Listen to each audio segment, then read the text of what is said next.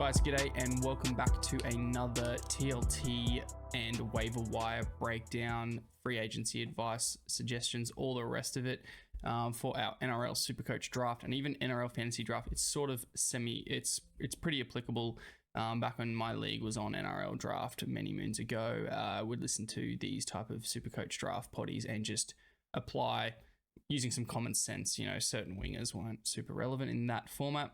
The rest of it was pretty relevant and bang on. So we're picking apart the TLT after the major buy round. It's absolute chaos, guys, with obviously the all the Origin players that may or may not back up, a lot of unknowns. So bear with me. Obviously, I've pieced together some of the fundamentals that I can pick up pretty clearly in the piece for waiver wire pickups, but you just have to keep an eye on your team lists. You have to keep an eye on Twitter and the Discord if you're in it. Also, just check out my Twitter. I posted a bit of an insight there if you're not in our Discord already. I think when I'm back sort of in the office full time, I'll have to I won't be able to interact to every single comment as much as I do now, but I'll definitely be doing way more analysis sort of in my downtime and whatnot. So I'll be posting all my sort of calculator scores, especially as we come into finals and wins are more critical. So getting those matchup decisions is going to be really important. So yeah, jump in the Discord and, have a look at some of the analysis that I post as the weeks roll by and we ramp up to finals, because winning's more important. Guys, last bit of sort of housekeeping, quote unquote, is if you have tuned in to these potties and you have enjoyed them and learnt something from them and whatever, or you follow my waiver advice on Twitter more so, but you've never jumped into a matchup video or podcast, here's a little screen cap of that video. You can see the graphic that I use for matchups. Ignore my rude mug, but what I'm doing in those potties is just talking through the top matchups, some of the matchups to avoid for sit starts, touch on a range of different things, captains, vice captaincy options. It's super applicable to classic as well. I've got that's modeled data. It's based on form too. So if teams started hot in the year, it's no longer really relevant. It's on form. It takes into account general Supercoach conceding and scoring for teams on form, as well as a bunch of other metrics that I can't give away. Otherwise, it's not a proprietary model anymore, is it? But yeah, at least I'm presenting it in a really super digestible way, touching on where teams are dominant. That helps you with all sorts of try scoring sort of insights and whatnot. So yeah, tomorrow night you'll see that video go live. Maybe sometimes it'll be Thursday mornings, depend on how chaotic life can get on a Wednesday evening. But generally that's live Wednesday, Arvo Wednesday evenings, and you can watch that before games kick off on Thursday night sort of thing, and get just a feel for your team and your matchups where it's trending. Also, I answer any questions that don't come in on time tonight. So yeah, if you miss your question tonight, but it's still relevant, say, chuck it in there and then tune in for that question to be answered on the other potty. I think it's really cool. It's really punchy. It's just like this one. We get it done in usually under 25 minutes, which is just cash, because we all know that a lot of the bigger sort of potties, they tend to wax lyrical. This is just, this is just efficiency number one. So speaking of efficiency, let's crack onto these teams. First game is the, I'm going to look at the screen, Dragons v the Tigers. Pretty boring sort of stuff. I just want to call out Jacob Little's still really relevant as a waiver for hooker position, in the sense that, he's playing 80, the bench sort of works for him. Luciano's back there for now on a full-time basis at number 11. I do expect Sewer to take back the number 12 spot and RFM return to the middle eventually. On Sewer, I don't think he backs up. I do think Benny Hunt and Zach Lomax do, especially Lomax. Ben Hunt, maybe he's more touch and go, but yeah, he may only play 30 minutes, so I do expect him probably to back up. Look, I've highlighted Toby Couchman off the Black Book, big PPM last week, and I thought last year he looks quite good too, sort of young fella, big strapping lad. I do like him sort of longer term as a prospect, just keep an eye on him. Same goes for Justin Matamua on the Tigers, but nothing really of note on the Tigers. Guys, if you stuck with my advice that Samuel Afinu is a relevant draft player, due to playing 80 minutes on an edge, he did finally get an attacking stat a fortnight ago and score 80 plus.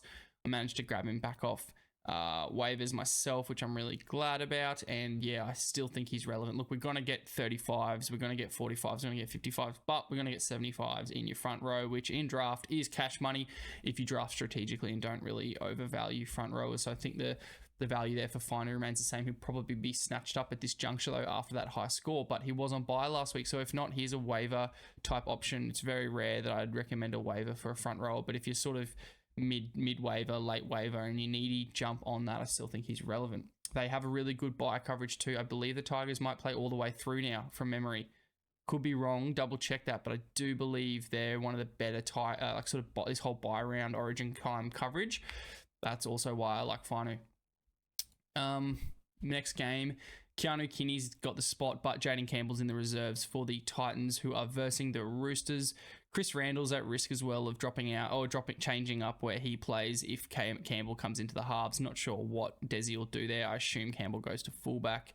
Jacob Arlick's on the bench. I only call that out is because he's usually an edge back rower. So is that a risk for the feeder? I doubt it. I just wanted to call it out because was it last year, I believe? Yeah, he came on the edge. He was actually kind of solid when I saw him there as a back rower. So yeah, he's one to monitor long term. Jai Arrow's got his spot there on the edge still. Again, if you're front row needy, mate, he's just walking injury risk. But yeah, you can't deny that he's had some solid games there now and he's front row eligible. So that's why the value is there.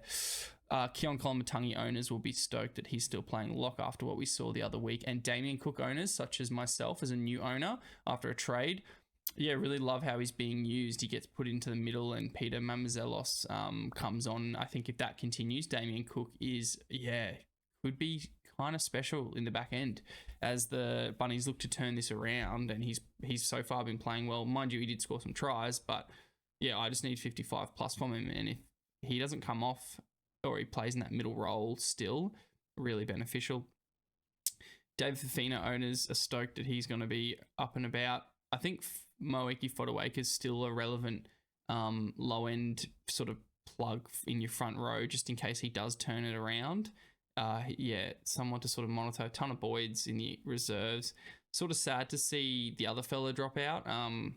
Weaver, I thought he was playing good footy and really setting up Beau Fermor nicely. So Beau Fermor owners probably a bit disappointed to see him drop out there. Just something to note. Next game as we push on.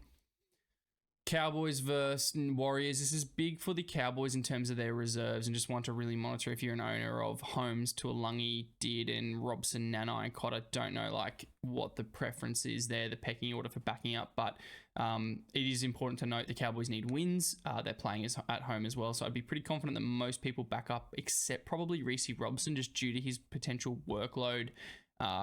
At Origin level, he could play 80, and then they do have sort of coverage in the hooker. So we saw Granville do a job there, and this time it is Sam McIntyre named. So yeah, expect the backs to play. Expect Nanai most likely to play as well. Yeah, keep an eye on that one if you're a Cowboys player owner of any of those sort of, if you're plugging in some of those backs for the Cowboys, for example, let's say Braden Burns, he's at a risk of dropping out late potentially. So yeah, monitor that. Wade Egan's back, which for the Warriors, which is good. Jackson Ford is moving to the middle, which is really weird. Niokora did that the other week, and now he's back on an edge. Really confusing. Tohu Harris is back as well, which is worth mentioning. So just keep an eye if you're a Ford Niokora owner, what's going on there. That also makes Niokora sort of a watch list guy for me, a plug and play type of character. If he's playing 80 with Capel there, I don't expect him to, or does he rotate into the middle? Bit confusing, but something worth monitoring there. Moving on from that one, I don't think there's much else I really need to call out there. I know Sean Johnson's another week away, max 2 weeks away. Was meant to be back this week, but yeah, he just hasn't been able to prove his fitness. So Chanel Harris-Tavita's time there is limited there in the back line, playing 6 this weekend. Tamari Martin was really good the other week, and I've sort of been bagging him a bit, but yeah, he's been better than he's ever been before, so credit to the fella. And if you got on him, yeah, good for you and lucky you. Next game, Broncos v Sharkies. Just rip it right off the top that Nico Hines isn't named anywhere, so the plug of Braden Trindle maintains, and that's good for our left edge players, which sadly isn't Teague Wilton for the foreseeable future with an AC joint injury, but Talakai comes in there. Just monitor Billy Burns on the reserves there, but Talakai is a much better option. And he's a great plug and play in a 2RF centre wing sort of needy situation. Nothing else really has changed a lot for the Sharks that I can really point out. Keep rolling your Sharks backs out there, because what I do expect is that I don't think players like Reece Walsh play. I don't think Payne Haas plays, especially they've both been managing knee injuries. Yeah, Paddy Carrigan, I think he'll play massive minutes for the Maroons, and I don't think he'll back up, and that's why the reserve list is so big for the Broncos, and they've been given an exception there by the NRL due to the account of NRL Origin players. So yeah, I expect a lot of changes. Broncos late, really monitor it. What else is there to mention there? Not a whole lot, really. I think I've covered it. Cobbo might be the one to play, just due to him potentially playing the least minutes in Origin of that group. Next game is the Storm v the Newcastle Knights. I'm happy Kai Pearce-Paul and Dylan Lucas are still on an edge, and Frizzell is, I guess, a little bit confounding that he's still a bench player, but it is good for us, Lucas and Pearce-Paul owners. I'm dreading the day I play Kai Pearce-Paul and Frizzell subs him out at the halfway mark, and Kai Pearce-Paul just plays 40 minutes. That's going to kill me, but so far it hasn't happened. Apart from the time where sort of he started on the bench and played 40. So when he's named to start, he usually goes 80. That's the main thing with Kai Pearce-Paul. Fa'alongo still got the fullback spot. I've got Grant Anderson as a solid plug-and-play winger. Don't know if Xavier Coates will back up, but I think Anderson sort of does a job in a really deep league for centre wing needy people. And in this matchup, the Knights, they haven't been much chop. So yeah, Anderson could grab a meaty there on that right edge, benefiting off the back of the Jerome Hughes and Eli Katoa sort of combo sucking in defenders. So yeah, keep that one in mind as Fa'alongo chimes in on the right and gives him some clean ball potentially, perhaps. The interchange is all basically like back rows apart from Solomona. So as a Sean Bloor owner, I'm a little nervous if he comes off at the 60 mark, 65, 70 mark. Not sure that's going to happen, but just, yeah, it's just that really lean sort of bench or sort of back rower sort of centric bench. Maybe I'm being a bit over the top naming Liero and McDonald back rowers, but you know what I'm getting at. There's only one sort of genuine prop there. So yeah, it's interesting as a Bloor owner who is considering dropping him. Moving on again, because there's nothing else I need to mention there. Probably the more interesting one is the Panthers v the Manly Seagulls. I'm going to start with the Seagulls because Lehigh Hopewadi has retained the fullback spot and Tolo Kula has moved to the centres, which is gutting for the Kula owners who haven't really had a chance to revel in their success of owning Kula as a fullback. Unfortunately for them, Hopewadi has retained the spot, and he showed a bit of creation ability, setting up tries and just looking like quite a genuine offensive option. So look, he's probably my number one waiver ticket of the week, in the respect that it is rare we get a fullback in a decent attacking side. I think you take the gamble and see what happens. I don't know. I'm pretty sure Tommy's still a whiles away. So, you could get 6 weeks out of this guy. They've got solid buy coverage. Solid, I say, not like perfect or anything, but they were off last week, which is half the battle done. So, yeah, I think Lehigh's worth a punt. Did I watch him closely? Not really. Did I watch him enough to feel good about how he chimes in on this team? Yes, I did, and I'm confident in recommending him as a high waiver if you're chasing upside. The thing to monitor is I believe he's only fullback only. I'm happy to be corrected. I will make amends if that is the case. But yeah, look, if he's fullback only eligible, I'm not as high on him. I'm being super clear. I still think he's a high ticket for cool owners that were relying on that fullback spot potentially, or Tommy owners, yada yada yada. But yeah, just monitor his eligibility. Honestly, I might bring it up live. Give me 1 sec, team. Just don't want to get this wrong because I think it's pretty important. Just jumping over, searching the big fella's name. Hopewadi. Yeah, he's fullback only. Unfortunately, I still think he's relevant, but I'm not going to sort of lose sleep over missing out on him myself. He's not a priority for me, but yeah, it's pretty devastating for cooler owners. Olakawatu and Jakey T are named to back up. That may change looking at the reserves and whatnot. Interesting, Jake Simkin, who's come across, is already in the reserves. Look, he offers so much more than what I've seen from Chen Kum Tong and Carl Lawton, even combined. So I expect him to be playing solid minutes soon enough. Yeah, that'd be my guess. Liam Martin and Isaiah Yeo, I don't think play for the Panthers. I don't think Luai does either. To'o, I think he'd probably want to, just knowing his sort of physical competitive nature, but I also don't think he backs up, and that's why the reserve count's so big for the Panthers. I think Schneider comes in. Yeah, I don't think those guys back up, but keep an eye on them, plug them in and pray. But yeah, not super optimistic about that, unfortunately. As an owner of a couple of Penrith boys myself, what else is there to mention there? Not a whole lot. I just think, yeah, Lehigh worth a punt if you're needy, or just if you're really one of those really aggressive waiver players, because he could be trade material, right? You could grab him off waivers and flip him to the Tommy owner and say, here's a handcuff, mate. This guy's playing fullback. He looks juicy. Just talk up that first score that he got in Supercoach, which was, just to help you guys out, 76. Like, man, that's not bad in your first rip, and that's with 2 try assists. You know, he had 3 tackle busts, a couple of offloads, 2 line break assists. They'd be associated with the tries, though, obviously. And a fair amount of runs for a young fella. So, yeah, I'd be pumping his tyres up to the bloody Tommy owner and just getting a low-end deal. Just get a little upgrade somewhere, guys, in the CT dubs or whatnot. That is that one. And the next game is the Bulldogs v. the Eels. A bit to talk about here. Kiraz back on the wing. We love that. Stephen Crichton, he'll back up as captain, I assume. Blake Wilson is worth a plug and play in your centre wings there. Outside, Jakey Kiraz would be my guess. Kiraz is back on the wing. So, yeah, he's outside Stephen Crichton. We like that left edge. And he's just a trier. Blake Wilson, I like him. Sexton still playing. We love that for Kiraz owners. Even Critter owners. Toby creates a lot of good offense. Jacob Preston retains that edge spot as suspected. He's dominant. I spoke about him, I believe, once or twice in a question response a week or 2 ago.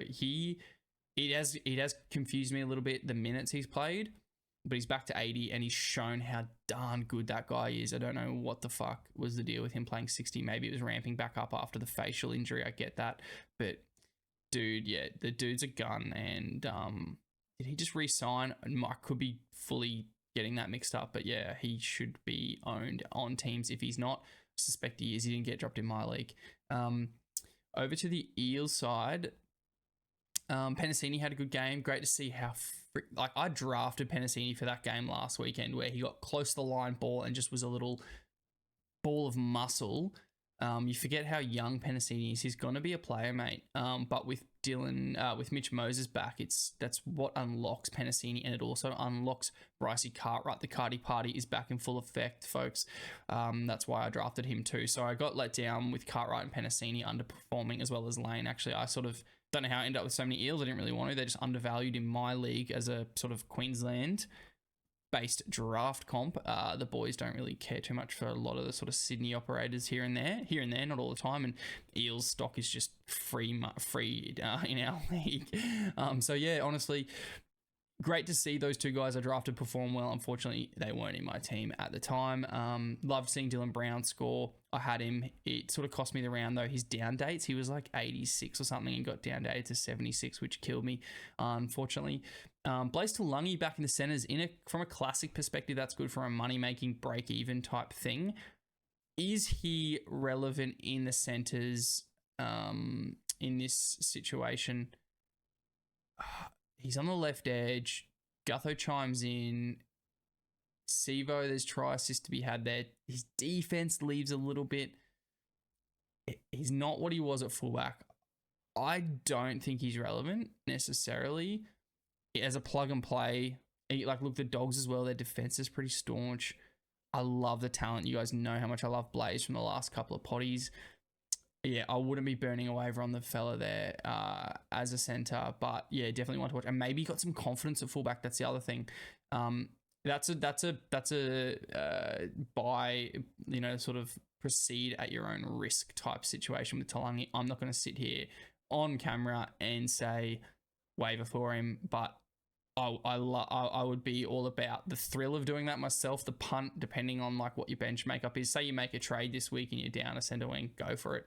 Like they could be quite electric at the back end of the season if the last weekend was anything to go off how good Moses made them, and Gutho for that fact, made them operate and move around the field. Their attacking structures looked way better and whatnot. So who knows? Sean Russell on a right wing. Like that right wing's just going to benefit from Moses. Again, he's just a plug and play type thing in deep leagues. I'm not selling the house to grab Sean Russell or Talangi, as I mentioned. Brendan Hands keeps a spot. The bench works for him. Matto's in the reserves. Hands is still a waiver sort of option for hooker needy teams. Bit of risk there, not much upside, but yeah, one to get your hands on if you're needy in the hooker spot. Tuolangi there, yeah. Madison, as he comes back maybe this week, next week. I don't know what Tuolangi's future looks like, but he showed a bit last weekend, but yeah, he hasn't been super relevant in the past, so I'm not, again, going to sit here and say go waiver for Kelma Tuolangi. I am going to say waiver for Bryce Cartwright, though. Loved what I saw. We all did. I ran some numbers. Check out my Twitter. I've got like a sort of a model based around. I could adjust for form, make it 2 week, 3 week. I can bring in matchup quality data and let that tell me like whether he's a player, a sit or a star, whatever. And yeah, the model did really enjoy what Cardi's putting out there. And the model doesn't actually take into account sort of what he creates, and that's one of his strengths. So he's even sort of got a bit of a boon there. For reference, Kai Pearce-Paul, my model loved on a 3-round average as well. He's just an absolute like sort of base stud, Kai Pearce-Paul. He sort of reminds me of Teague Wilton, Kai Pearce-Paul, with more upside in the sense that he'll always sort of run and he'll always sort of tackle well. The runs are the thing you need him to run sort of more often to score above 50. But when he does, there's upside. Wilton's upside's in try scoring with line breaks. KPP's upside is in like line break assists and offloads, and I think I really like Kai Pearce-Paul as a value purchase next year's draft. I think you'll be able to get him for that sort of Teague Wilton price, and he'll get you 60 average most likely. So especially with another preseason under his belt. But I'm off on a tangent. Waiver for Bryce Cartwright, and cross your fingers. Hopefully he does what he did last year. Could bring us like he just could sort of come home with a wet sail this season. Question time, boys. Jumping over to some questions really quickly. First pickup, waiver pickup of Henry, assuming Liam Henry, Talangi, Hands, Blore. Henry's got the hot name after that sort of effort, and he'll probably do something similar. So I wouldn't waiver for a guy that has short-term value, but he will get you through the buy season, the buy period as, what's his face? Liam Martin rests. The problem with Henry is going to be that, you've got Garner re-signed. He could come in and play that right edge once he's healthy, because Sorensen's back on the left. I wouldn't waiver for someone with such risk, but I wouldn't blame you if it was just sort of as a stopgap and you knew what the risk was, because the PPM is legitimate with Liam Henry.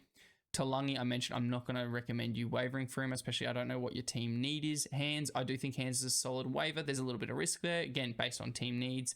Blore's the best player of that bunch from Supercoach, what we've seen so far. Everyone's a bit low on Blore after that, like 30 or whatever he scored recently. That was a bit depressing, but he's still sort of the best that we've seen. He has like the least amount of risk associated with him. But if you need a hooker, mate, Hands is a safe way, not safe, but a viable waiver. Henry is probably the best short-term sort of next like 6 weeks type PPM type operator, I suspect. But then there's also risk there with Garner coming back. Does Henry just go back to the middle rotation, where I do suspect he gets you a bunch of points, but it's not the same as when he was on an edge and played 80 and got those 78 bloody tackles. Look, for me, the waiver pickup is Blore. They have a good buy coverage now. They've had their break, and he plays somewhere between 65 to 80 minutes every week with offloading upside, and I don't think the try scoring upside's there, even though it's sort of like he showed flashes when he had Munster there. But I think Blore's the best one there, mate. Best of luck with that. The next question. Origin has robbed me of my captain choices, which for him were Hines and Edwards. Great team, mate. Lucky you. Who would you VC and C out of these three? He's given me 5 though, but that's okay. Who would you VC and C out of these players? He also adds, it's a must win to stay in touch with the finals for me. Yeah, look, He's gone Lomax if he backs up, Fa'alongo, Blore, Sorensen, and Karaz. So the team is just stacked with Hines, Edwards, Lomax, Fa'alongo. So just you're obviously dominating your league. I don't know how. Wait, well, you're not, because it's a must-win to stay in touch. That is so unfair, mate, that your team is that good and you need to stay in touch with the finals. Like, I really feel for you, mate. That's brutal to have such a nice, like, core of like studs here, and you're battling for finals. All right, the way I've got it here, mate, Lomax, if he backs up, I don't know if he will, and I don't know. Yeah, look, he's probably a great VC if he does. Playing the Tigers, I'm sure he's a great VC, but as a guy who relies on effort backing up, I think it's the first game of the round, I don't love it. What I do prefer is Fa'alongo. He hasn't really had his big game yet, Fa'alongo, but I think he's a safe safe VC. I wouldn't safe, but a viable VC. Sean Blore, I'm not doing that. That doesn't have the upside. Sorensen, yeah, I get it. Don't love it though. And Karaz, I think he's the captain. Look, it's brutal, mate. I feel bad. I don't know if this is the best advice, hey, but I would VC Fa'alongo and I would captain Karaz back on a wing. That's what I would do. Karaz has looked sick. Sexton's there. Crichton will back up and give him that quality ball. I think it's risky, but you got to go for it, mate. Like, what else can you do? I don't think Blore presents the upside. I think Lomax presents just a little more risk. Fa'alongo presents the upside that you want out of a VC. Sorensen, I get as a captain. I think you could go VC Fa'alongo, make your decision out of Sorensen, Karaz. But, mate, Karaz is like his 3-round averages, apart from his floor is basically 45, Karaz. So if it comes down to it and you get 45 from a captain, it's not 20. That's one thing. But the chance that he goes more is real. We've seen it. He's been sick. So, I would do that, mate. VC Fa'alongo, captain Karaz. Boys, that'll do it. A bit long, but we had a bit to get through and I had a bit of tangents, and there's a lot of things to discuss in this chaos of post-origin stuff. Thank you if you submitted questions. Thank you if you stuck around. Please like and subscribe the video if you're here. I really appreciate it. It's been really slow growing, but that's just the nature of how niche this sort of thing is with draft content, and I'm obviously brand new to it. So all those little likes and comments, they mean a lot. Please tune in for tomorrow night's matchup video. That is always a good one in the sense of VCs and discussing the matchups. It can help make those little 1%ers that can get you over the line. Was going to talk about my matchup on the weekend, got a bit heartbroken against like the one viable captain of the weekend, which was Drinky, who on paper that didn't have the matchup necessarily against the Roosters, but got it done. And I had Teddy, who dropped out. So absolutely heartbreaking when you basically score the second best score of the weekend effectively and you lose. It always kills you, especially in this period when getting those wins is so valuable. Anyway, we're still doing above average in the league, Justin. I love the team I've built through trading and drafting. So we push on, and thanks again, guys, and see you tomorrow in the potty. And best of luck if I don't with your matchups this weekend, guys. Just quickly, wanted to run through for anyone listening on Spotify or Apple Podcasts my waiver pickup ranks for the weekend. I kind of didn't mention them in totality. I sort of jumped on them during all the team lists. So quickly, I think Lehigh Hopewadi and Bryce Cartwright are sort of tied number one depending on your needs and how you like to play the game. Jacob Little's still really high, although I assume he's owned. Samuel Fino comes in next, and I assume he's owned. Naf White, I saw a little bit more from him that I like, so I think he's a good gamble punt sort of upside front rower waiver if you're still in the market for him. I think Lemuelu must be owned. Kennelly Lemuelu from the Finns, that is. I think he's similar to Cartwright at that high level waiver, but he's on buy, so bear that in mind. Sherry should be owned. Corey Jensen, I think, still should be owned. Viliami Vailea, he's still a dice roll if you're interested. Sorensen has to be owned too. Plugs this weekend are more vast. I think Twal's still a good plug if he's sniffing around. Have a look at his scores. I can't really remember them, but he'll do a job for you. Brendan Hands, he's a waiver and a plug. Talangi's a plug in your center wing. Trindle's still a plug in your 5'8". Blake Wilson and Sean Russell do a job for you on the wing. I like Blake more than Sean. Liam Henry, really strong plug and play. Grant Anderson, a good plug and play. Probably like him over Russell too. Maybe like Wilson more than Grant though. Sifat Talakai, a really strong plug and play. Murata Niokore, a really strong plug and play. Hopefully he gets front row duel. I don't doubt it, or I don't really know what his deal is, but I'd love to see him as a prop and then get the duel. That'd be sick. That's sort of the rundown really quickly. Chuck this in the end of the potty. Thanks, team.